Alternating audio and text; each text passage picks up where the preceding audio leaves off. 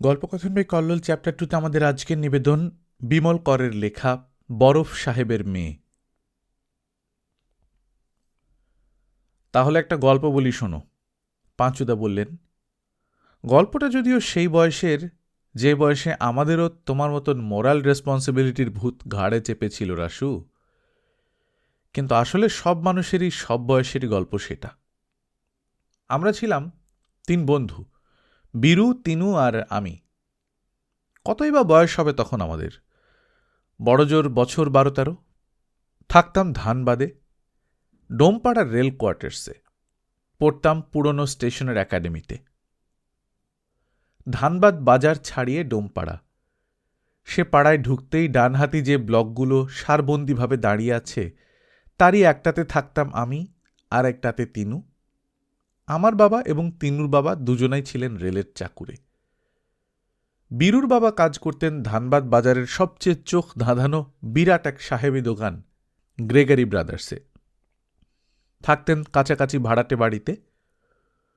মোহিত কাকাবাবু কি কাজ করতেন তা জানি না, তবে বীরু প্রায়ই পকেট ভর্তি করে লজেন্স, টফি, বিস্কুট এমন কত কি নিয়ে আসত, আর আমরা সেই সব পকেটে করে হাজির হতাম বরফ সাহেবের বাড়ি, বরফ সাহেবের মেয়ে জিনির কাছে। বরফ সাহেব নামটা শুনে কেমন যেন লাগছে তোমাদের, না?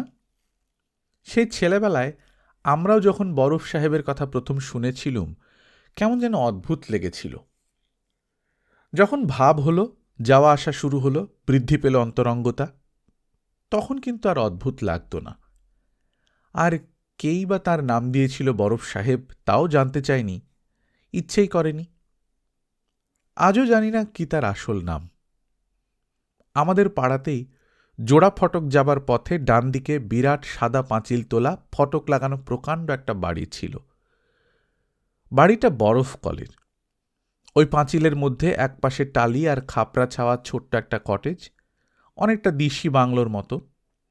গির্জার চূড়োর মতো সে বাড়ির মাথাতেও একটা চূড়ো ছিল। লতানো গাছে শ্যাওলা মাখা সে চূড়ো ঢাকা থাকত অনেকটা। কত রকমের ফুল দেখেছি তার গায়ে। এই বাড়িতেই থাকতেন বরফ সাহেব, ঝকঝকে তকতকে পরিষ্কার পরিচ্ছন্ন এক কটেজে। সামনের ছোট্ট বাগানে ঋতু বদলের সাথে সাথে নানান ফুল ফুটত। বারান্দায় থাকত ক্রোটনের টব। একটিমাত্র টব ছিল জিনিয়া ফুলের, একেবারে সাদা। বরফের মতো ধবধবে ফুল দেখতাম সেই টবে, একটি ফুল শুধু। বরফ সাহেব নিজের হাতে কী সব করতেন যেন, আর সংবৎসর সেই টবে ফুটিয়ে রাখতেন নিঃসঙ্গ একটি জিনিয়া ফুল, একটি দুটি কুঁড়িও। 2টি ফুল কখনো আমরা সে গাছে দেখিনি। শুনেছি 2টি কুঁড়ি ফুটবো ফুটবো হলেই একটি তিনি কেটে সরিয়ে ফেলতেন। কোথায় যে তা জানি না। বরফ সাহেবের মেয়ে জিনিয়া। হ্যাঁ, বরফ সাহেবের মেয়ের নাম ছিল জিনিয়া। আমরা অবশ্য বলতুম জিনি। লোকে বলতো বরফ সাহেবের মেয়ে। সেই জিনি বলতো একটি ফুল বরফ সাহেব তার মাকে স্বর্গে পাঠিয়ে দেন। আমরা চোখ বড় বড় করে সে কথা শুনতাম আর ভাবতাম, বরফ সাহেব নিশ্চয়ই মন্ত্রতন্ত্র জানেন। বরফ সাহেবের বাড়িতে কিসের যেন জাদু মাখানো ছিল। সে বাড়ির বারান্দায় সকাল থেকেই ছায়া নামত। সবুজ রং করা বেতের চেয়ার টেবিলগুলো সারাদিন অসাড়ে ঘুমোত। হাওয়ায় হাওয়ায় পর্দা দুলত ঘরের। খাঁচার টিয়া পাখিটা থেকে থেকে ডেকে উঠত। দূর থেকে ভেসে আসত ঘুঘুর ডাক, আর বরফ কলের শব্দও নিরবচ্ছিন্ন বেজে চলত কানের কাছে। আমরা, বীরু, তিনু আর আমরা নিত্যই যেতাম সেখানে। বরফ সাহেব আমাদের খুব ভালোবাসতেন। বেঁটে খাটো গোলগাল, মাথায় পাকা চুল, কান জড়ানো চশমা চোখে। আমাদের সেই বরফ সাহেবকে আজও স্পষ্ট মনে করতে পারি। আমরা যেন ছিলাম তার বন্ধু কি নাতির দল। আমাদের ডোমপাড়া গ্রাউন্ডে ফুটবল খেলা থাকলে বরফ সাহেব কল থেকে আধ চাই বরফ দিয়ে দেন অমন 10-12 বোতল লেমনেড। একটা রূপোর কাপ কিনে দিয়েছিলেন তিনি আমাদের। সেই কাপ খেলা হতো ফুটবল সিজনে। বরফ সাহেব ছিলেন তার কর্মকর্তা। ক্রিকেট খেলার মরশুমে তিনি আমাদের ব্যাট, উইকেট, বল সব কিনে দিতেন। তাছাড়া সর্বত্রই তো তিনি আমাদের। সরস্বতী পুজো করতাম, বরফ সাহেব চাঁদা দিতেন 10 টাকা। নিজে এসে ঠাকুর সাজাতেন, বিসর্জনের সময় সঙ্গে যেতেন সবার আগে। বরফ সাহেবের মেয়ে জিনি এসে অঞ্জলি দিত। আমরা 3 বন্ধু বরফ সাহেবকে আরও ঘনিষ্ঠভাবে পেয়েছি তার বাড়িতে। ফাঁক পেলেই তিনি আমাদের সঙ্গে ludo, snake ladder, carrom, horse race কত কি খেলতেন। আমাদের নিয়ে বেড়াতে বেরোতেন। বরফকল ছাড়িয়ে ধান ক্ষেত আর মাঠের মধ্যে কবরখানার শেষে যে চাঁদমারি আছে সেখানে আমরা ছুটতাম, বীরু, তিনু, আমি আর জিনি। বরফ সাহেব রুমাল উড়িয়ে স্টার্ট দিতেন। খেলতাম কানামাছি। বেশিরভাগ সময় বরফ সাহেব হতেন চোর। তার চোখ বেঁধে দিতাম আর তিনি ছড়ি দিয়ে বাতাসে আঁক কাটতেন। হে বীরু, কাহা গিয়া? তিনু, তোকে ধরবে এবার। জিনি, জিনি, শয়তান পাঁচুটা কোথায় রে? বরফ সাহেবের বাড়ির আড্ডায় বরফ সাহেবকে সবসময় অবশ্য পেতুম না, পেতুম জিনিকে। যিনি আমাদের জন্যে পথ চেয়ে বসে থাকত, সমবয়সী সখী আমাদের। জিনিয়া ফুলের মতোই গায়ের রং। বরফ সাহেব তাই বুঝি ওর নাম রেখেছিলেন জিনিয়া, জিনি। একরাশ ঝাঁকড়া ঝাঁকড়া কাঁধ পর্যন্ত চুল জিনির, কি কোঁকড়ানো আর নরম। ঈষৎ লম্বাটে ধরনের মুখ, টানা টানা চোখ, মণি দুটো একটু কটা। জিনির গাল ঠোঁট লাল হয়ে থাকত। লুডো খেলায় হেরে গিয়ে গলা বেঁকিয়ে যিনি যখন আমাদের সঙ্গে ঝগড়া করত, কি অভিমান জানাত, আমরা ফ্যাল ফ্যাল করে ওর দিকে তাকিয়ে থাকতুম। ফ্রক পরত যিনি, কত রং বেরঙের ফ্রক ছিল তার, আর সেই ফিকে গোলাপি সিল্কের মোজা। ওর নরম দুধ রঙের পায়ে গা মিশিয়ে যে মোজা আরও মধুর দুধে আলতা রং ধরত। যিনি ছিল আমাদের খেলার সাথী, সুখ দুঃখের বন্ধু। আমরা গল্প করতাম, খেলতাম, খেতাম। কতদিন এমন হয়েছে, বীরু পকেট ভর্তি করে চকলেট এনেছে, তিনু এনেছে ডাঁসা পেয়ারা, আর আমি স্রেফ তেঁতুলের আচার। জিনির কাছে 3 জনের লজেন্স, পেয়ারা আর তেঁতুলের আচার নামিয়ে রেখেছি। তারপর 4 জনে মিলে বারান্দার তলায় লতা গাছের ছায়ায় বসে একসাথে সেই সব সুখাদ্য এবং কুখাদ্য খেয়েছি। মাঝে মাঝে জিনি জিভ বের করে মুখ চোখ মুচকে বলেছে, কি টক। বীরু বলেছে, খাসা। তিনি বলেছে, বেড়ে। আর আমি জিনির জিভ থেকে আমার জিভে মনে মনে সব টক টেনে নিয়ে বলেছি, গ্র্যান্ড। এই আমাদের জিনি, আমাদের 3 বন্ধুর মনের বাগানে একটি ফোটা ফুল। তার রূপে, তার গন্ধে, তার খেলায় আমরা মুগ্ধ, আমরা খুশি, আমরা বিভোর। তার চেয়েও বড় কথা বুঝি, বরফ সাহেবের মেয়ে যিনি আমাদের বন্ধু, এতে আমরা কৃতার্থ। অথচ এই যিনি যে সত্যি সত্যি কে তা আজও জানি না। নানান মুখে নানা কথা শুনেছি। ভাষা ভাষাভাবে তার মানে বুঝলেও সে কথা নিয়ে মাথা ঘামাতে বসিনি। জিনির জন্মরহস্য যাই হোক, বরফ সাহেবের জিনিই ছিল সব, আর জিনির বরফ সাহেবই সব। 3 কুলে ওদের আর কেউ আছে বলে জানতাম না, কোনোদিন আর কাউকে দেখলাম না। জিনির জাত কি, কি তার ধর্ম, কোনটা তার মাতৃভাষা, সে কথা একমাত্র ঈশ্বরই জানেন। বরফ সাহেব নিজে বাংলায় কথা বলতেন আমাদের সাথে, একটু তাতে উচ্চারণ বিকৃত ছিল, এই যা। আর যিনি ইংরেজি পড়তে লিখতে যত না পারত, তার বেশি ওর দখল ছিল বাংলায়। যিনি সরস্বতী পুজোতে অঞ্জলি দিতে আসত, সে কথা তো আগেই বলেছি তোমাদের। দুর্গাপুজো, কালী পুজোতে ঠাকুর দেখে বাড়ানোর উৎসাহ আমাদের চেয়ে তার কম ছিল না। ওদিকে আবার দেখেছি জিনির গলার সরু সোনার হারে একটা ক্রস ঝোলানো। বেশ ছিলাম, বীরু, তিনু, আমি আর জিনি, আর আর বরফ সাহেব। সুখেরও ঋতুবদল আছে। এ কথা ছেলেবেলায় প্রথম জানলাম বরফ সাহেব যেদিন মারা গেলেন, একেবারেই হঠাৎ, মাত্র 1 দিনের জ্বরে। বরফকলের কাছেই ছিল গ্রেভিয়ার্ড, কয়েকটা ধান ক্ষেতের ব্যবধানে। বরফ সাহেবকে সেখানে কবর দেওয়া হলো। সেদিন বরফ সাহেবের বাড়িতে অনেক লোক দেখেছিলাম, সবই সাহেব শুভ লোক। অবশ্য অন্তর্যকুলেরই বেশি। আমরা 3 বন্ধু বরফ কলের গেটের কাছে ঠায় দাঁড়িয়েছিলাম চৈত্র মাসের রোদ্দুরে। অত লোক আর সাহেব শুভ দেখে ভেতরে ঢুকতে সাহস হয়নি। বাইরে দাঁড়িয়ে দাঁড়িয়ে খালি হাঁ করে তাকিয়ে থেকেছি। বিরাট সাদা উঁচু পাঁচিল ভেদ করে কিছু দেখতে পাইনি, কিছু শুনতে পাইনি। শুধু নিমগাছটার ডালে সেদিনও ঘুঘুটা ডাকছিল, আর চৈত্র মাসের ঘূর্ণি হাওয়ায় উড়ে আসা ধুলোয় আমাদের মাথা মুখ চোখ ভরে উঠেছিল। বিকেল হয় একটা কালো মতন ফুল দিয়ে সাজানো গাড়িতে বরফ সাহেবের মৃতদেহ নিয়ে ওরা চলে গেল। আমরা শুধু গাড়ি দেখলুম ফুল আর লোক, আর কিচ্ছু না। জিনি কই? জিনি? চোখ দিয়ে তন্ন তন্ন করে খুঁজলাম আমরা, দেখতে পেলুম না জিনিকে। 3 বন্ধু ছুটে গেলাম খোলা গেট দিয়ে সেই বরফ সাহেবের বাড়ি। বারান্দা ফাঁকা, জিনিয়া ফুলের টব ফাঁকা, সব শূন্য, স্তব্ধ, নিঝুম। বীরু ভয়ে ভয়ে ডাকল, চিনি চিনি। তিনিও ডাকল, কোনো সাড়া শব্দ নেই। অধৈর্য হয়েই আমি চিৎকার করে ডাকলুম, চিনিয়া, জিনি। বারান্দার নিচে লতা গাছের ঘন ছায়া থেকে কে যেন ডুকরে কেঁদে উঠল। আমরা 3 জনে ছুটে গেলাম। ওই তো জিনি, আমাদের জিনি। গুমরে গুমরে জিনি কাঁদছে।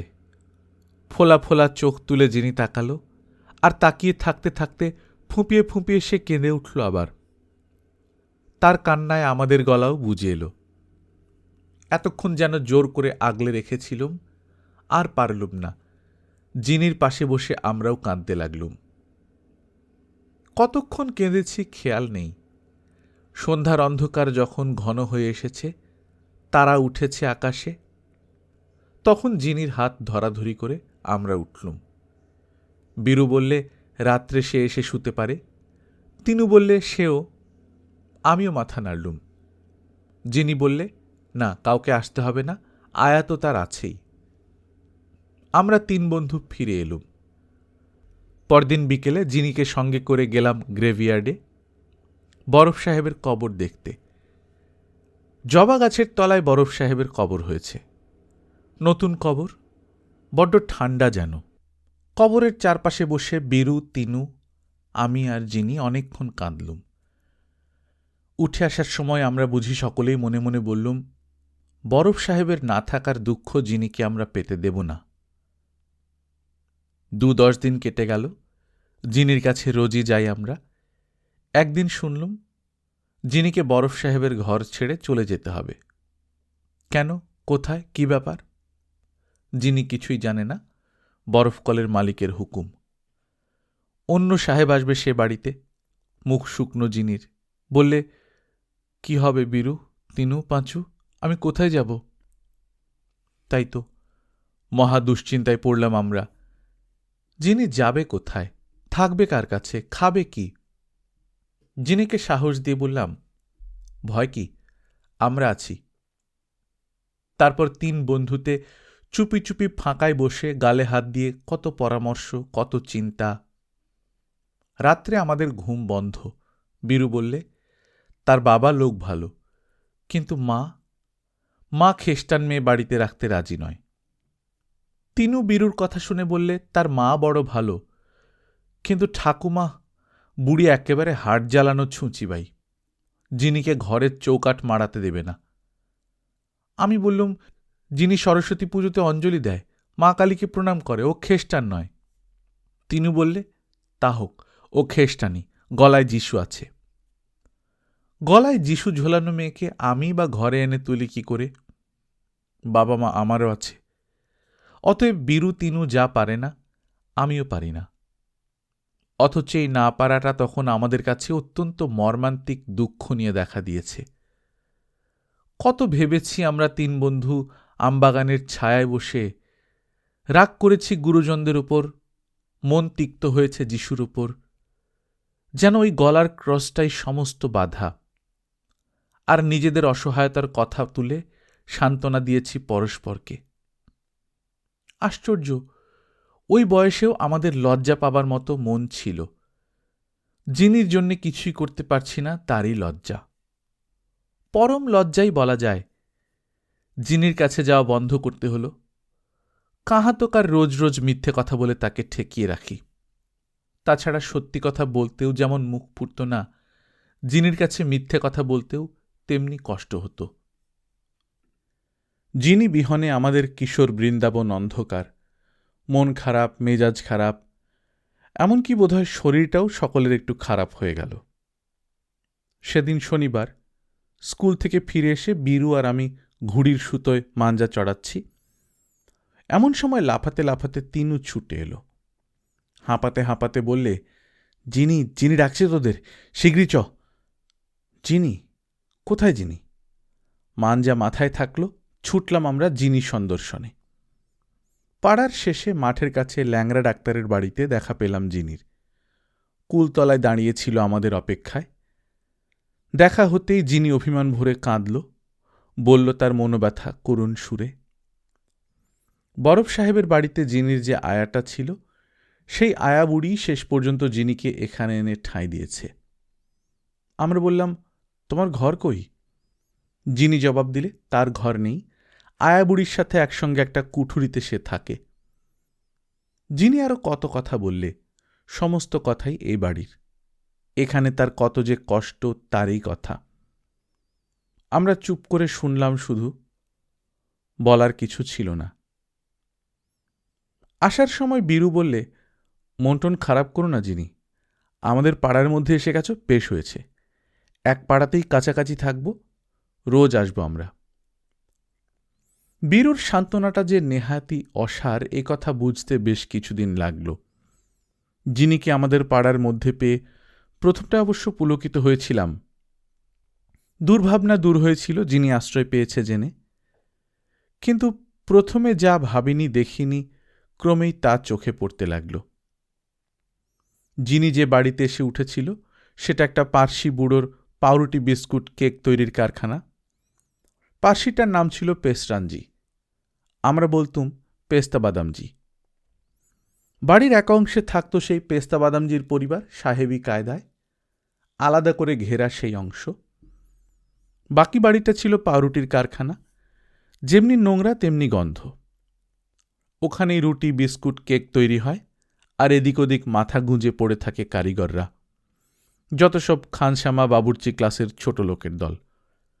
ওরা বিড়ি ফোঁকে, ইতর ভাষায় কথা বলে, রগড় করে জিনিকে নিয়ে।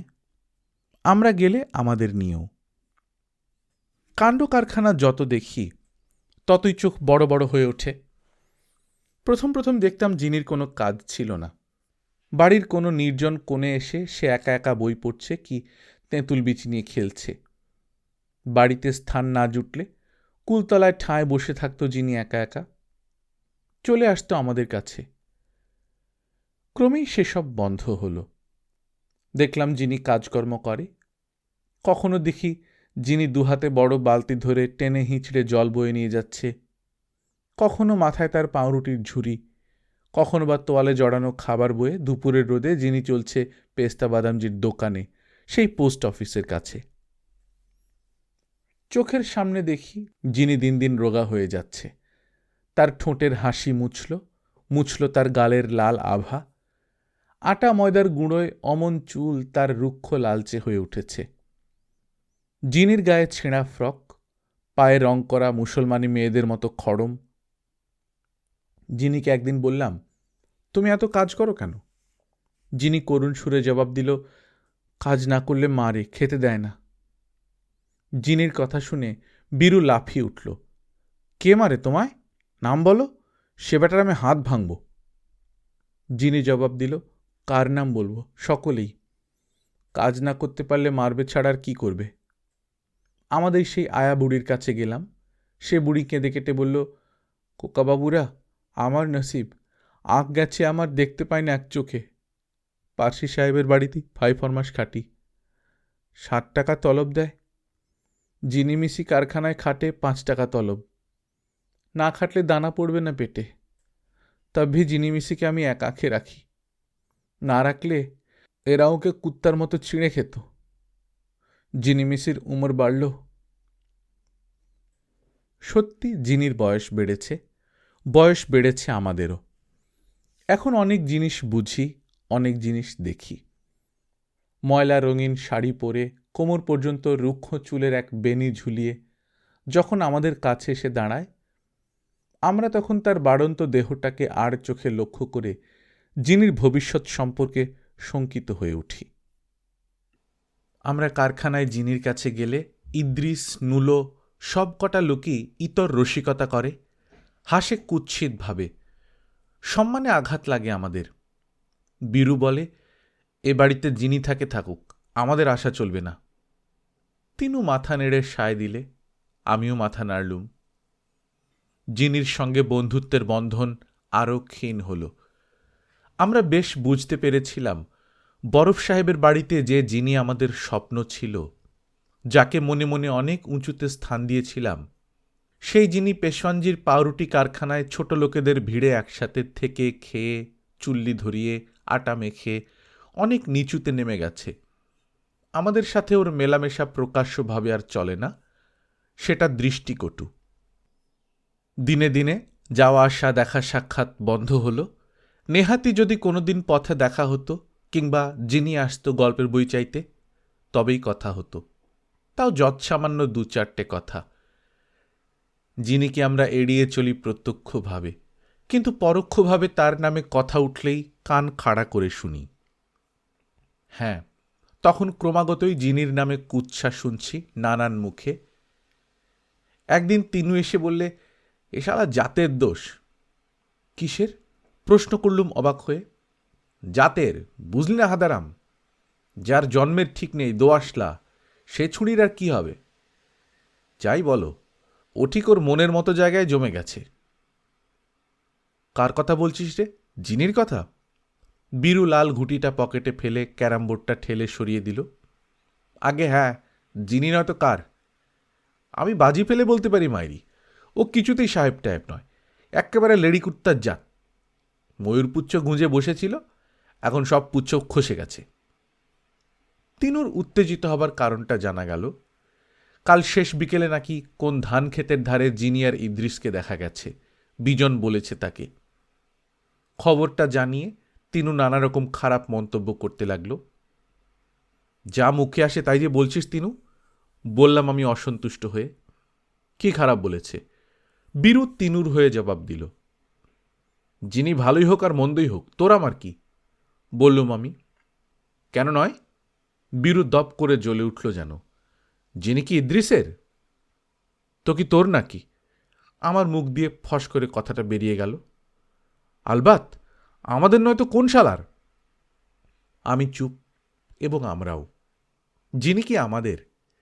আমি ভাবলুম, শুধুই কি আমি ভেবেছি? না না, বীরু, তিনু, আমরা সবাই হয়তো সেদিন ভেবেছি যিনি কি আমাদের। মাস বছর কেটে গেল চোখের ওপর দিয়ে। আমরা তখন ম্যাট্রিক পাশ করে বেকার বসে আছি। তিনজনেই চেষ্টায় আছি রেলের চাকরির। মাঝে মাঝে ইন্টারভিউ দিয়ে আসি আসানসোল গিয়ে। ওই পর্যন্তই, চাকরি আর কপালে জোটে না। বেকার যুবকদের কাজ কি কি হতে পারে তোমরাই ভেবে নাও। স্রেফ হোটেল ডি পাপার অন্ন ধ্বংস, ঘুম, আড্ডা, বিড়ি ফোঁকা। আমরাও তার জের টেনে চলেছি। তফাৎ শুধু এতটুকুই যে আমরা অধিকন্তু 3টি কাজ করতাম।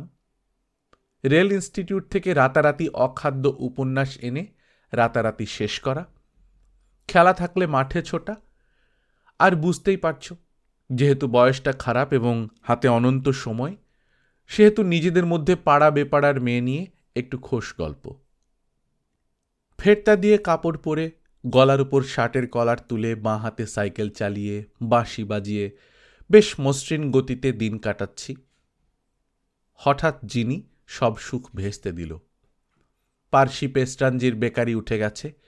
যিনি কাজ নিয়েছে ধানবাদ রেল ইনস্টিটিউটের সিনেমাতে, লেডিস গেটের গেটকিপার। নীল শাড়ি পরে, বিনুনি দুলিয়ে, স্লিপারে ধুলো মেখে যিনি আমাদের চোখের উপর দিয়ে চাকরি করতে যায়। তখন সে থাকে এই পাড়াতেই, একটা ঘর ভাড়া করে। সে কথা যাক। আসল কথা, এই বয়সে যিনিকে আবার যেন হঠাৎ একদিন নতুন চোখে দেখলাম। সিনেমা দেখতে গেলাম আমরা, বীরু, তিনু আর আমি। টিকিট পেলাম না। কি একটা শো হচ্ছিল, বেজায় ভিড়। রাত্রে শোয়ের টিকিট কিনে সামনের চায়ের দোকানে বসে গল্প করছি আর চা খাচ্ছি মৌজ করে। সেই সঙ্গে এদিক ওদিক দেখে সিগারেট ফুঁকছি। এমন সময় দেখি কলকাতা থেকে নতুন আমদানি চালিয়াত সিনেমা অপারেটর সুখেন্দু ট্রাউজারের পকেটে হাত ঢুকিয়ে হি হি করে হাসতে হাসতে স্টলে ঢুকছে। পাশে জিনি।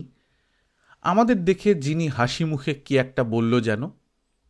তারপর ওরা দুজনেই পর্দা ফেলা ঢাকা জায়গার মধ্যে গিয়ে বসল। বীরু তাকালো আমার দিকে, আমি তিনুর দিকে। তিনজনে মুখ চাওয়াচাওয়ি করে সবাই একসঙ্গে তাকালুম পর্দার দিকে। সব লক্ষ্য করলাম আমরা। চপ গেল, কেক গেল, টিপটে করে চা গেল পর্দার ভেতরে।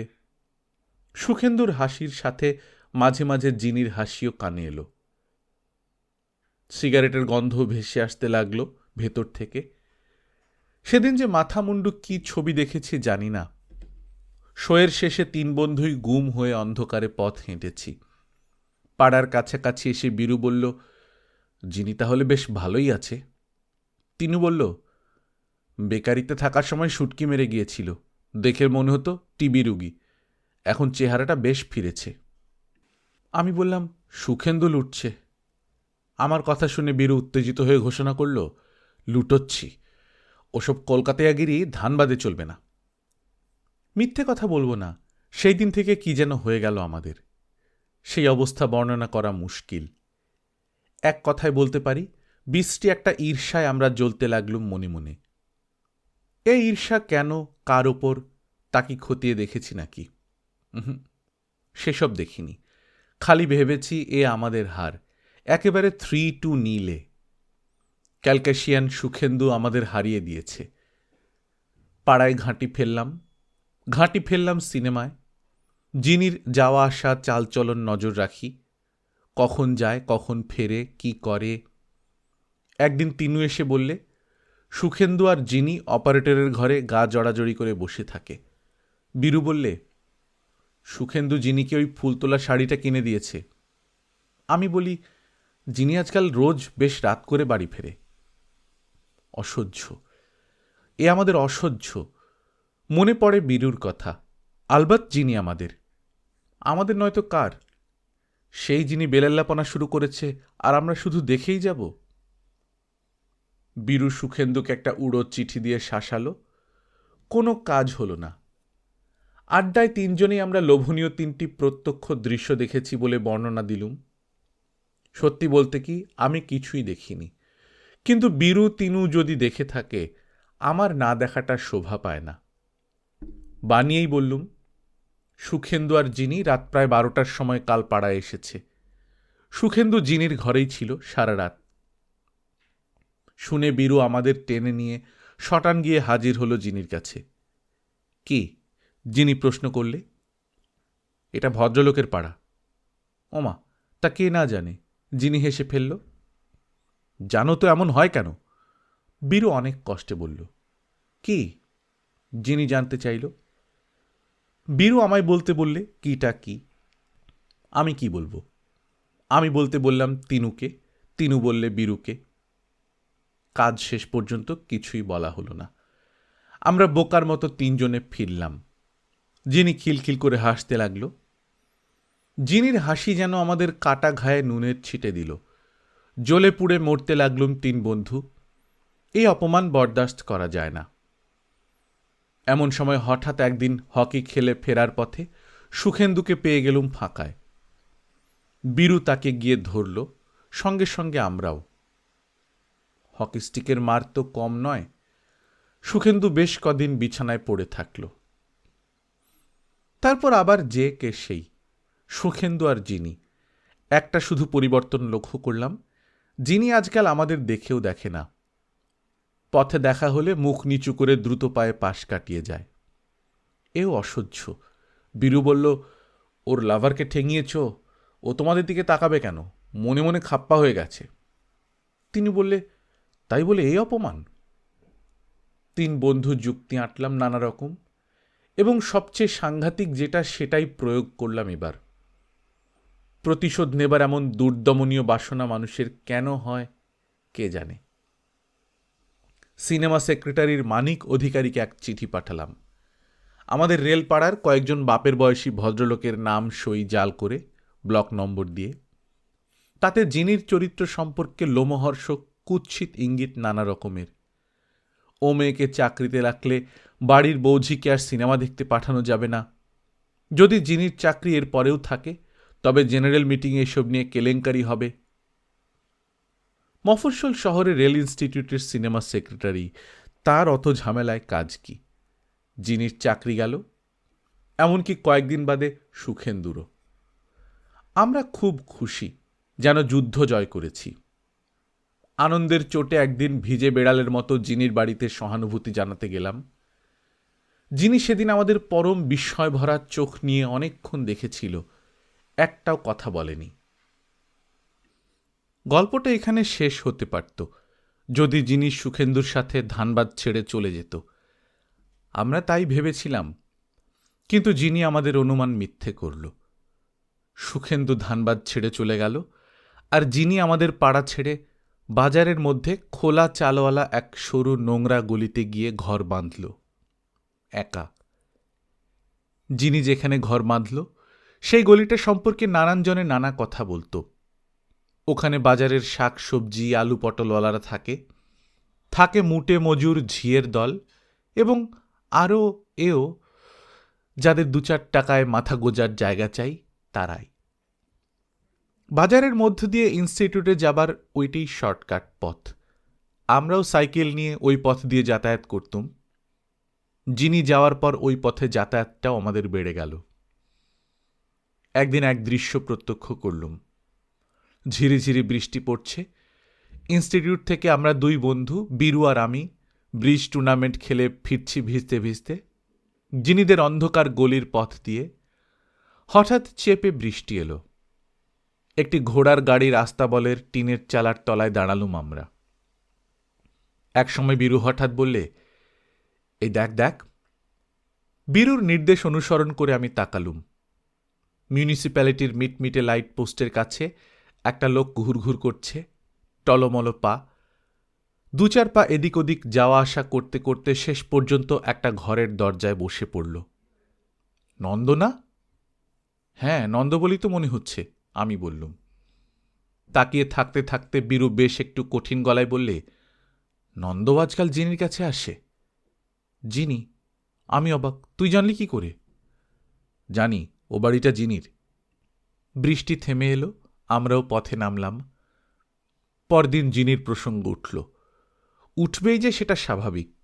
তিনু সব শুনে টিপ্পনি কাটল। মাত্র এ আমি আগেই জানতাম। কি না দেখেছি আর না শুনেছি। রীতিমতো একটা বেশ্যা হয়ে উঠেছে যিনি। বাজারের যত মদো মাতাল আলুওয়ালা বিড়িওয়ালা ওর কাছে যায় আসে। তিনুর কথা শুনে বীরু দপ করে জ্বলে উঠল। যাওয়াচ্ছি সব শালাকে, দাঁড়া। কি করবি তুই? আমি প্রশ্ন করলুম। পেঁদিয়ে বাজার থেকে ওঠাবো। এ কি মুফতি মাল নাকি? যে আসবে সেই? বীরু উত্তেজনার মাথায় বিড়ির টুকরোটা ছুঁড়ে দিল তিনুর গায়ে। তিনু ক্ষিপ্র হাতে জামা বাঁচিয়ে বিড়ির শেষ অংশটুকু ফুঁকতে লাগল চোখ ছোট করে। শেষ পর্যন্ত আলুওয়ালা নন্দ? শেম! বীরু কপালে হাত তুলল। কি অধপতন! তিনু চোখ ছোট ছোট করেই যোগ করলে, বরফ সাহেবের মেয়ে আলুওয়ালা নন্দর। তিনুর বাকি কথাটা শেষ করতে না দিয়ে আমি বললুম, আচ্ছা বীরু, আমাদের এত মাথা ব্যথার দরকার কি? যার ছাগল সে যেখানে খুশি কাটুক। বীরু কটমট করে তাকালো আমার দিকে এবং পর মুহূর্তেই অধৈর্য হয়ে চিৎকার করে উঠল, পাঁঠাটা কি নন্দর? আমাদেরও না, আমি বললুম। আলবাত আমাদের নয়তো কোন ব্যাটার? আস্ক তিনু। এ কথাটা মরাল রেসপন্সিবিলিটির কোয়েশ্চেন। হাজার হোক যিনি আমাদের ছেলেবেলার বন্ধু, বরফ সাহেবের মেয়ে। একসঙ্গে এক পাড়ায় আমরা থেকেছি। সেই মেয়েটা বাজারের বনে যাবে? That's impossible. We cannot allow that. ঠিক বলেছে বীরু। তিনু আমার দিকে তাকিয়ে বলল, তুই ভাব পাঁচু, ছেলেবেলার সেই যিনি আর আজকের যিনি, এ তো একেবারে সেই হেভেন অ্যান্ড হেল। বরফ সাহেব এর কাণ্ড কারখানা দেখে স্বর্গ থেকে আমাদের মুণ্ডুপাত করছে। শোনো, বীরু আমার দিকে তর্জনী তুলে শাসালো, যেন আমিই জিনি। আমার বাবা প্লেন কথা, তুমি আমাদের বন্ধু লোক, গরিব হও বড়লোক হও যায় আসে না, but you must be good. ওসব বেলেল্লাগিরি চলবে না। জিনিকে শেষবারের মতো এই কথাটা জানিয়ে দেব। বীরু আর তিনু যা বললে তাতে আমার আর সন্দেহ রইল না জিনিকে সৎপথে রাখাটা আমাদের নৈতিক কর্তব্য, অর্থাৎ মোরাল রেসপন্সিবিলিটি। এরপর কয়েকদিন বীরু, তিনু আর আমি বাজার পাড়ার সেই গলির মধ্যে ঘুরঘুর করলাম একসঙ্গেই। বাড়ির বাজারটা আমরা সহজতে করতাম। বেকার অবস্থায় ইনকামের ওই একটা পথ গার্জেনরা আমাদের দয়া করে দিয়ে থাকেন। আলুওয়ালা নন্দর কাছে আলুটা আমরা কিনতাম বরাবরই। তার প্রধান কারণ নন্দ আমাদের কাছে ধার রাখত, আর দ্বিতীয় কারণ ভদ্রলোকের ছেলে সে। ইউপি স্কুলের শেষ পর্যন্ত আমাদের সঙ্গে পড়েছিল, সেই সুবাদে বাল্যবন্ধু। অবশ্য বাল্যকালটা যেমন চিরন্তন নয়, তেমনি নন্দরও সঙ্গে আমাদের বন্ধুত্বের সম্পর্কটা সেই 5 ক্লাসেই শেষ হয়ে গেছে। পরবর্তীকালে নন্দ তার তরফ থেকে বন্ধুত্বটুকু রাখতে চেয়েছিল, আমরা পাত্তা দিইনি। ইদানিং ধার পাই বলে হেসে টেসে 2-4টে কথা বলি।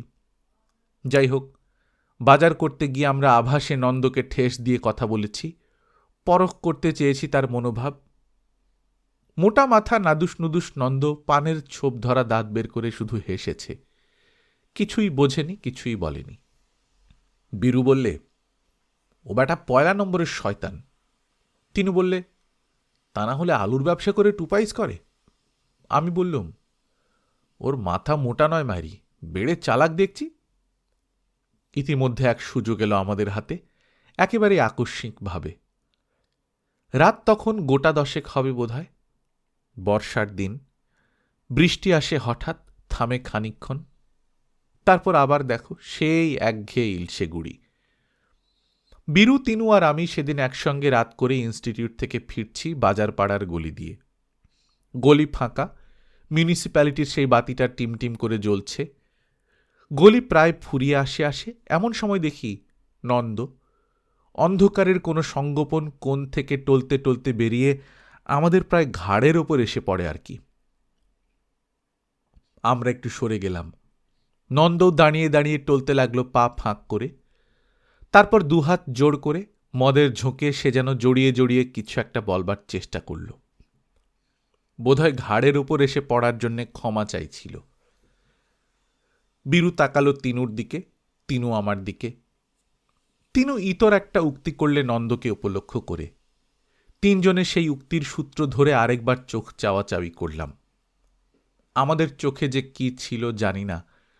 বীরু হঠাৎ 2 পা এগিয়ে নন্দর মুখে দড়াম করে এক ঘুষি বসিয়ে দিল। আচমকা ঘুষি খেয়ে মাতাল নন্দ টলতে টলতে রাস্তার উপর প্রায় পড়ো। দেখি তিনু ছুটে গিয়ে তার পেটে টেনে এক লাথি মারল। কেমন একটা আঁতকে ওঠার শব্দ করে নন্দ রাস্তার উপর মুখ গুঁজে পড়ল। ঠিক হয়েছে, শালা মাতাল। দাঁতে দাঁত চেপে তিনু বললে, চল পালাই, চল। বীরু জামায় হাত ঘষতে ঘষতে পিছু ফিরলে। বীরু, আমি ডাকলুম। বীরু, তিনু ফিরে দাঁড়ালো। নিচু গলায় বললাম আমি, কেটে তো পড়ছি, কিন্তু নন্দটা কেমন করে গোঙাচ্ছে দেখ, ব্যাটা যদি মরেই যায়। মরে মরুক, চলে আয়, তিনু জবাব দিলে। বীরু নন্দর ভুলুণ্ঠিত দেহের দিকে তাকিয়ে তাকিয়ে কি ভেবে তার উপর বসে পড়লে। একটু পরে উঠে দাঁড়িয়ে নিচু গলাতেই বললে, মারটা বড় জোর হয়ে গেছে রে পাঁচু, শালার নাক মুখ দিয়ে এখনো রক্ত পড়ছে মাইরি। এভাবে সারা রাত পড়ে থাকলে ব্যাটা মরুক না মরুক নির্ঘাত নিউমোনিয়া হয়ে যাবে। বীরুর কথায় ভীত হলাম। বললাম, কি করবি, ফেলে পালাবি?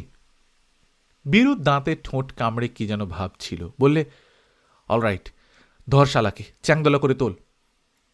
আমরা তাকালুম, অর্থাৎ প্রশ্ন করলুম, চ্যাংদোলা করে না হয় তুললাম নন্দকে, কিন্তু তারপর কি?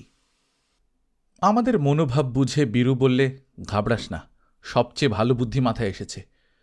নন্দকে জিনির জিম্মায় দিয়ে যাই, যার জিনিস সে বুঝুক, জিনিও জানুক আমাদের চোখে ধুলো দিয়ে পীড়িত করা যায় না। বীরুর প্রস্তাব আমাদের মনোপুত হল। ঠিক বলেছে বীরু। নন্দর সেই বিশাল সিক্ত বপু আমরা কোনো রকমে টানতে টানতে বয়ে চললাম।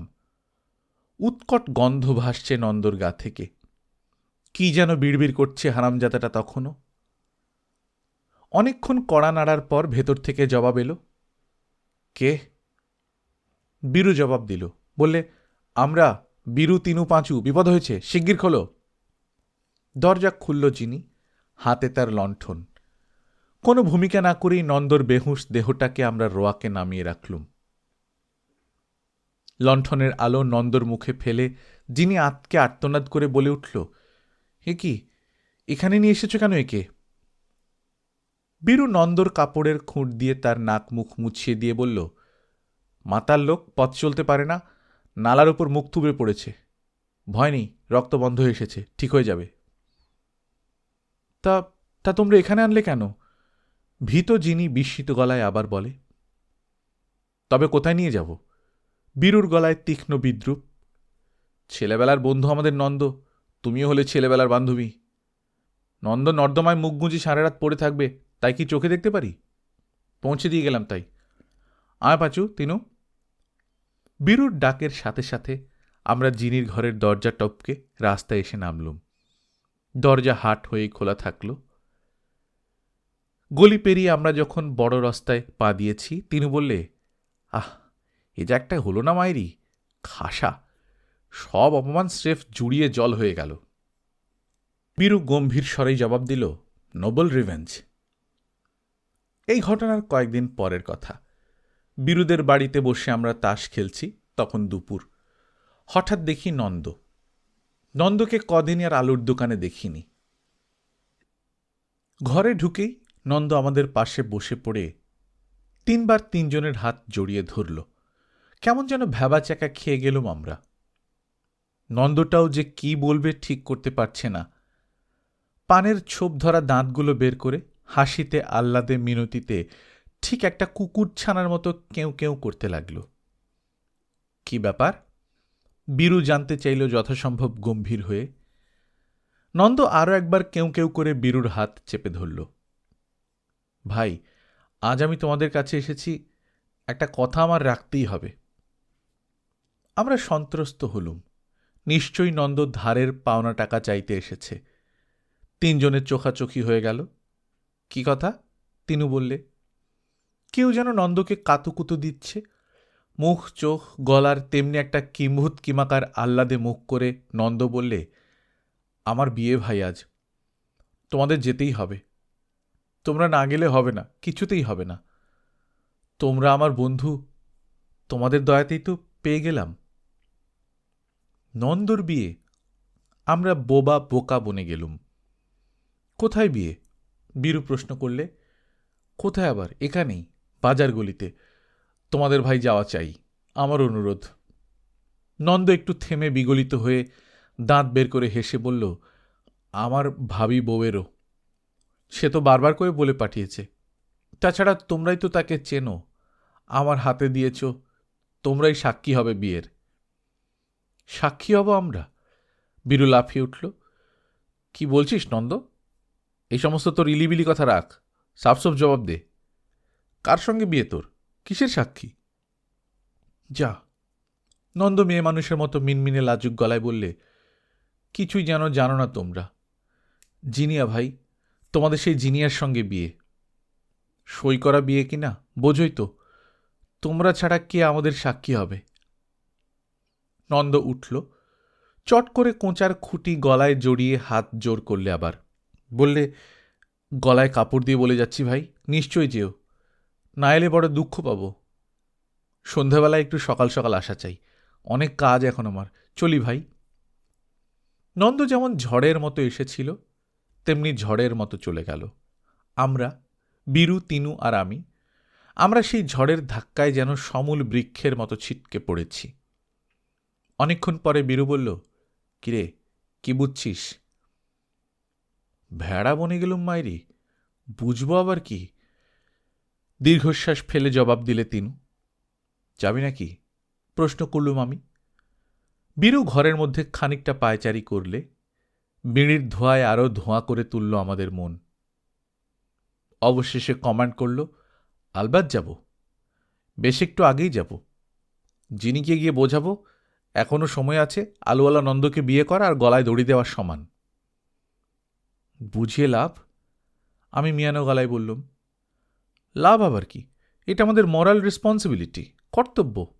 বরফ সাহেবের মেয়ে যিনি, যার পায়ের নখের যোগ্যী নয় নন্দ, তাকে সে বিয়ে করবে কেন? বিয়ে করার মতো আর ছেলে নেই নাকি? বীরু অসম্ভব উত্তেজিত হয়ে উঠল।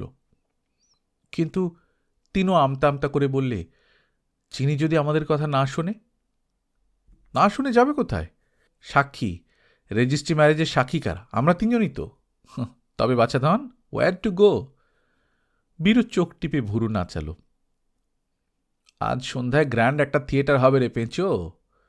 চোখের সামনে দেখতে পাচ্ছি, নন্দ বেটা হাতে পায়ে ধরছে আমাদের, যিনি হাউমাউ করে কাঁদছে। বীরু সিনেমা থিয়েটারের ভিলেন নায়কের মতোই মুখ বেঁকিয়ে হেসে উঠল। মরাল রেসপন্সিবিলিটি পালন করার মহান দায়িত্ব নিয়ে এবং মজা দেখার অসীম আগ্রহ সাথে করে আমরা তিন বন্ধু বেশ সেজেগুজেই সন্ধ্যের গোড়াতেই বেরিয়ে পড়লাম। জিনির বাড়ির কাছে পৌঁছে দেখি দরজা বন্ধ। ভেতর থেকে জোর একটা আলোর রোশনাই উঁকি দিচ্ছে। কড়া নাড়বার জন্য হাত বাড়াতেই দরজাটা খুলে গেল। খোলাই ছিল দরজা, ভেজানো ছিল আর কি। মাথা বাড়িয়ে আমরা দেখলুম উঠোন ফাঁকা, বারান্দাটুকুও। ঘরের ভেতর বাতি জ্বলছে। গলা পরিষ্কার করে বীরু ডাকল, নন্দ। ডাকের সাথে সাথে ঘর থেকে বেরিয়ে এলো জিনি। দরজার দিকে এগিয়ে আসতে আসতে বলল, তোমরা এসে গেছ? দাঁড়িয়ে রইলে কেন? এসো, ঘরে চলো। বারান্দায় জুতো খুলে রেখে আমরা ঘরে গিয়ে বসলাম। একটা তক্তপোষের উপর শতরঞ্জি আর নকশা কাটা সুজনি বিছিয়ে বসার জায়গা করেছে নন্দ। জাপানি কাচের প্লেটে একরাশ বেলফুল, পাশেই একটা পানের ডিবে, সিগারেটের প্যাকেট। ঘরের এক কোণে টুলের উপর পেট্রোম্যাক্স বাতিটা জ্বলছে নীলচে আভা ছড়িয়ে। ঘরটা আমরা নজর করলুম চোরা চোখে চেয়ে চেয়ে। নিরাভরণ ঘর, টুকিটাকি কটা জিনিস। একটা শুধু ছবি দেখলাম দেয়ালে, মনে হলো বরফ সাহেবের ছবি। ঘরে ঢুকে জিনি বললে, তোমাদের জন্য চায়ের জল চড়িয়ে এলুম, একটু চা খাও কেমন? সবে সন্ধে। নন্দ কই? বীরু প্রশ্ন করলে। হীরাপুরে গেছে, এক্ষুনি আসবে। জিনি কেমনভাবে যেন হাসল, সলাজ হাসি বোধ হয়। কথা যেন আর এগোচ্ছে না, চুপচাপ। অস্বস্তি বোধ করছি সকলেই। জিনি বোধহয় অবস্থা বুঝেই বলল, তোমরা বসো, চাটা নিয়ে আসি। যিনি ঘর ছেড়ে চলে যেতে আমি ফিসফিস করে বললুম, জিনিকে বড় সুন্দর দেখাচ্ছে না? তিনু বললে, খাসা দেখাচ্ছে। শুধু বীরু কিছু বললে না। সত্যি জিনিকে আশ্চর্য সুন্দর দেখাচ্ছিল। অমন ধবধবে রং যার, অমন যার মুখ চোখ দেহের বাঁধনি, তাকে টকটকে লাল শাড়ি ব্লাউজে পেট্রোম্যাক্সের উজ্জ্বল আলোয় যে ভালো লাগবে দেখতে, এ আর নতুন কথা কি। যিনি আজ খোঁপাও বেঁধেছে দেখলুম, খোঁপায় গুজেছে দুটি বেলের কুড়ি। এই প্রথম দেখলুম বিনুনি ছেড়ে যিনি খোঁপা বাঁধল। মুগ্ধ গলায় বললুম, নন্দর ভাগ্যটা ভালো। কথাটা বীরুর কানে গেল। বীরু তাকালো আমার দিকে উগ্র দৃষ্টিতে, ফিসফিস করেই বলল, দেখা যাক ভাগ্যটা। একটু থেমে আবার, যিনি চানিয়ে এলে কথাটা আমি তুলব, তোরা যোগান দিবি। হুঁশিয়ার, বাজে কথাটি কেউ বলবে না, গ্রেভ হতে হবে। যিনি আমাদের হাতে একে একে চায়ের পেয়ালা তুলে দিয়ে সরে দাঁড়াল। আমি তিনু চায়ের কাপের ঠোঁট ঠিকিয়ে অপেক্ষা করছি। এইবার বীরু শুরু করবে। বীরু আর শুরু করে না। চায়ের কাপ শেষ হলো, আমরা আর চোখে বীরুকে দেখছি। শেষ পর্যন্ত বীরু কি নার্ভাস হয়ে পড়ল? যিনি দাঁড়িয়ে দাঁড়িয়ে চলে যাবার উপক্রম করছে, বীরু হঠাৎ কথা বললে, তুমি দাঁড়িয়ে রয়েছে কেন? বসো না, এখানেই বসো। বীরু সরে বসল, আমরাও সরে বসলুম। যিনি বসল। বীরু একটা সিগারেট ধরালো, কড়িকাঠের দিকে চাইল, তাকালো আমার দিকে, যিনির দিকে। তারপর খুব আস্তে মোলায়েম সুরে বলল, এটা কি ঠিক হলো? আমায় বলছ? যিনি নরম চোখ তুলে প্রশ্ন করল। বীরু মাথা নাড়ল। কিসের কথা বলছ? যিনি জিজ্ঞাসা করলে। কিসের আর, এই এই ব্যাপারটার? বীরুর গলায় যেন কথা জোগাচ্ছে না। তিনু বীরুকে সাহায্য করলে। বীরু তোমাদের বিয়ের কথাটা বলছে। যিনি বীরুর মুখের দিকে তাকিয়ে হাসল। বিয়েটা কি হলো? ঠিক হলো না, বললুম আমি। নন্দ তোমার ঠিক ম্যাচ নয়, মানে মানায় না। কেন? যিনি তখনও ঠোঁট টিপে হাসছে। কেন কি? মানায় না, মানানসই নয় বলে। হাজার হোক নন্দ একটা থার্ড ক্লাস লোক, আলুওয়ালা। কি তার স্ট্যাটাস? ভদ্র সমাজে ওর জায়গা নেই। বীরু উত্তেজিত হয়েছে দেখলাম। যিনি সব শুনল, উঠল তক্তপোষ থেকে, তাকালো আমাদের দিকে একে একে। ঠোঁটের কোণে তার হাসি নেই, আর তার বদলে আশ্চর্য একটা কাঠিন্য। খুব ধীরে ধীরে স্পষ্ট উচ্চারণে যিনি জবাব দিল, ভদ্র সমাজে জায়গা তো আমারও নেই। কে বললে? বীরু আপত্তি জানালো। তুমি আমাদের বন্ধু, বরফ সাহেবের মেয়ে, আলবৎ তোমার ভদ্র সমাজে জায়গা আছে। তাই নাকি? তবে তবে তোমরা অভদ্র বাজারের আলুওয়ালা একটা মাতালকে রাত দুপুরে আমার বাড়িতে তুলে দিয়ে গেলে কেন? যিনির গলার স্বর থরথর করে কাঁপছে। আমরা চুপ, বিয়োভলবাক। বীরু অনেক কষ্টে দোষ কাটাবার চেষ্টা করলে। অন্যায়টা কি করেছি? আমরা শুনেছি নন্দ নন্দ তোমার কাছে আসত। তোমরাও তো আসতে, তা বলে তোমরা? যিনির বাঁকা হাসি ধারালো ছুরির মতো আমাদের অতি গোপন মনোবাসনাকে মুহূর্তের মধ্যে প্রকাশ্য আলোয় উন্মুক্ত করে দিল। তিন বন্ধু আমরা পরস্পরের মুখ চাওয়াচাওয়ি করে চোখ নিচু করলুম। বড্ড বাড়াবাড়ি হচ্ছে জিনু, বীর উঠতে উঠতে বলল। আর কারো কথা জানিনি। আমি কোনোদিন তোমার ঘরে ঢুকিনি, দরজার বাইরেই থেকেছি। দেখতে আসতুম তোমার লীলা খেলা কেমন চলছে। অযথাই? যিনি এবার জোরেই হাসল শুধু। অযথা বযথা জানি নে। তোমায় দেখা মানে তুমি যাতে খারাপ হয়ে না যাও তা দেখা আমার কর্তব্য, মরাল রেসপন্সিবিলিটি বলেই ভেবেছি। বীরুর কথা শেষ না হতেই তিনু দাঁড়িয়ে উঠে বলল, আমিও তাই। তোমার ঘরে ঢোকার জন্য আসতাম না, অত ছোট লোক ভেবো না আমায়। এবার আমার পালা। আমি উঠতে উঠতে বললুম, সকলকে সমান ভেবো না যিনি, আমি মন্দ নই। জানি, নন্দও তোমাদের মতন নয়। তোমরা অনেকবার এসেও দরজা খোলা পাওনি, সে একবার এসেই। আমরা তিনজনে ততক্ষণে ঘরের চৌকাঠে এসে দাঁড়িয়েছি। ঠিক এই সময় দরজা দিয়ে চিৎকার করতে করতে নন্দ ঢুকল, সঙ্গে তার দুই ভদ্রলোক। একজন তার মধ্যে উকিল, চিনি তাকে, এই পাড়াতেই থাকেন। তোমরা এসেছ ভাই, কি খুশি যে হয়েছি। কতক্ষণ এলে? বাইরে কেন? চলো চলো, ঘরের ভেতরে চলো। নন্দ আমাদের দুহাত দিয়ে ঠেলে ঘরের মধ্যে ঢুকিয়ে দিল। সমস্ত অবস্থাটা তখন এমনই হয়ে এসেছে যে আমরা ঘরের মধ্যে দাঁড়িয়ে রয়েছি নির্বাক, বিমূঢ় হয়ে, আর দরদর করে ঘামছি। শুনলাম নন্দ বলছে, বসুন স্যার, বসুন। বসুন উকিলবাবু, তোমরাও বসো ভাই। স্যার, এরাই আমার বন্ধু, ওরও বন্ধু, এরাই সাক্ষী দেবে। সবই রেডি, তবে আর শুভ কাজে বিলম্ব কেন? বললেন উকিলবাবু। আমাদের চোখের সামনে পেট্রোম্যাক্সের নীলাভ আলোটা ধীরে ধীরে আবার স্পষ্ট হয়ে উঠছে। স্পষ্ট হয়ে উঠছে যিনির মুখ, ফুল কাটা সুজনি, বেলফুলের প্লেট। দেখছি সেই স্যারকে, ধানবাদ কোর্টের কোনো হাকিম বা মহকুমা অফিসারকে। কাগজপত্র বেরুলো, দু চারটি প্রশ্ন করলেন স্যার। নিন, সই করুন আপনারা। উকিলবাবু আমাদের দিকে তার কলম এগিয়ে দিয়ে আহ্বান জানালো। আমরা তিনজনের দিকে তাকালাম। আমার বুকটা ধকধক করছে তখন। এই বুঝি হলো, এখনই ঘরের সমস্ত আলো দপ করে নিভে যাবে। ছুটে এসে পা জড়িয়ে ধরবে নন্দ, ফুঁপিয়ে ফুঁপিয়ে কেঁদে উঠবে যিনি। অপেক্ষা করছি শেষ পরিণতিটুকুর জন্যে, বীরুর দিকে তাকিয়ে। বীরু আরেকবার আমাদের দিকে তাকালো যিনির দিকে, তারপর হঠাৎ এক লাফে ঘরের বাইরে এসে সোজা রাস্তা ধরে ছুট। আমরা প্রথমটায় হকচকিয়ে গিয়েছিলাম, নন্দ, উকিলবাবু এবং স্যারও। পর মুহূর্তে ব্যাপারটা অনুধাবন করেই তিনু আর আমি বীরুর পদাঙ্ক অনুসরণ করলাম।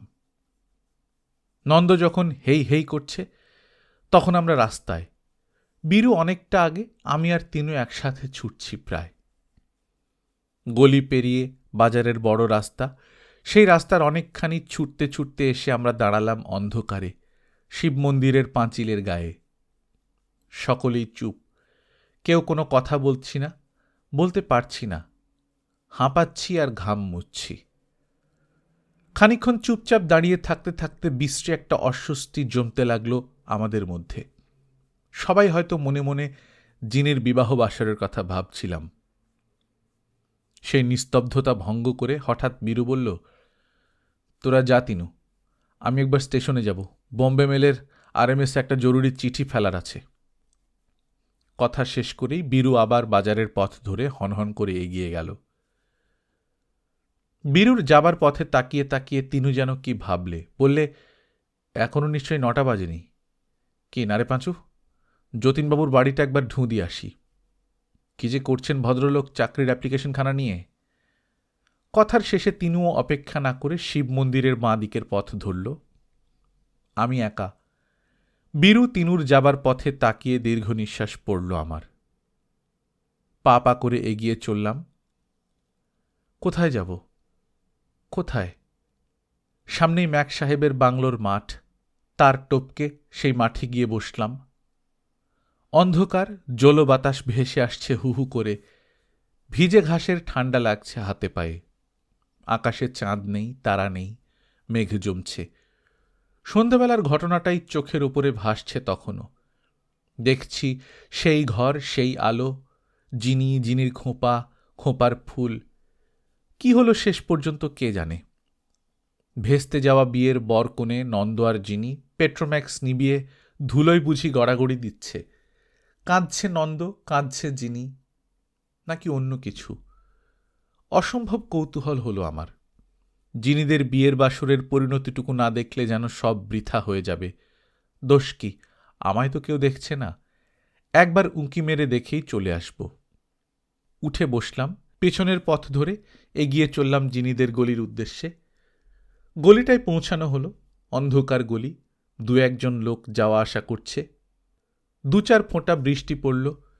গা ঢাকা দিয়ে দিয়ে এগিয়ে চললুম জিনির বাড়ির কাছে। দরজার একটা পাট ভেজানো, আর একটা দিয়ে আলো আসছে তখনও, সেই নীলাভ আভা। তবে কি নন্দ? পা টিপে টিপে যেই খোলা দরজার কাছে গিয়েছি, মাথা বাড়াবো, হঠাৎ কে যেন নাম ধরে ডাকল। চমকে উঠে পালাতেই যাচ্ছিলাম, দেখি পাশে বীরু। তুই? আমি আকাশ থেকে পড়লুম। তিনুও এসেছে, আস্তাবলের কাছে দাঁড়িয়ে আছে। তিনু এগিয়ে এলো। আমরা 3 জনই দাঁড়ালাম জিনির দরজার সামনে। চল, ফিরে চল, বললে বীরু। ওদের কি হলো? প্রশ্ন করলুম আমি। যা হবার, গম্ভীর হয়ে জবাব দিলে বীরু। উকিল থাকতে আবার বিয়ের ভাবনা। ব্যাটা নন্দর উপর যা রাগ হচ্ছে, যত সব বাজে লোক ধরে এনে বিয়ের সাক্ষী দেয়ালে শেষ পর্যন্ত। কি হয়েছিল একটু সবুর করতে? আমি তো একটু পরেই এলুম। তুই বুঝি অনেকক্ষণ এসেছিস? আমি প্রশ্ন করলুম। এলাম, কি করব? তোদের ছেড়ে দিয়ে ভাবলাম কাজটা ঠিক হয়নি। আফটারঅল নন্দ ও জিনি দুজনেই আমাদের বন্ধু, একটা মরাল রেসপন্সিবিলিটি তো আছে, সেটা করে দিই, গম্ভীর সুরে বলল বীরু। যা বলেছিস ভাই, আমারও তাই মনে হলো। শেষ পর্যন্ত এলুম সই করতেই, বললে তিনু। আমি ওই কথাই ভেবেছি। বীরুর দিকে তাকিয়ে বেমালুম বলে দিলাম, সইটা করেই কেটে পড়তাম। 3 বন্ধু ফিরে চললাম। আমরা এসে মরাল রেসপন্সিবিলিটি পালন করার আগেই ইমমরালের দল এসে সেটা পালন করে গেছে। জিনি আর নন্দ এতক্ষণ নীলাভ আলোর তলায় নকশা কাটা সুজনির উপর বসে হাসছে হয়তো, কিংবা পাঁচুদা গল্প শেষ করে নীরবে হাসলেন শুধু। গল্পকথন বাই কল্লোল চ্যাপ্টার 2-তে আপনারা শুনছিলেন বিমল করের লেখা বরফ সাহেবের মেয়ে। আমরা নিয়মিত গল্প পাঠ করে শোনাচ্ছি। আপনারা যারা প্রথমবারের মতো শুনছেন, কাইন্ডলি সাবস্ক্রাইব করে নেবেন। গল্প পাঠ ভালো লাগলে বন্ধুদের সঙ্গে শেয়ার করবেন। নিজে ভালো থাকবেন, আশপাশের লোকজনকে ভালো রাখবেন। টাটা।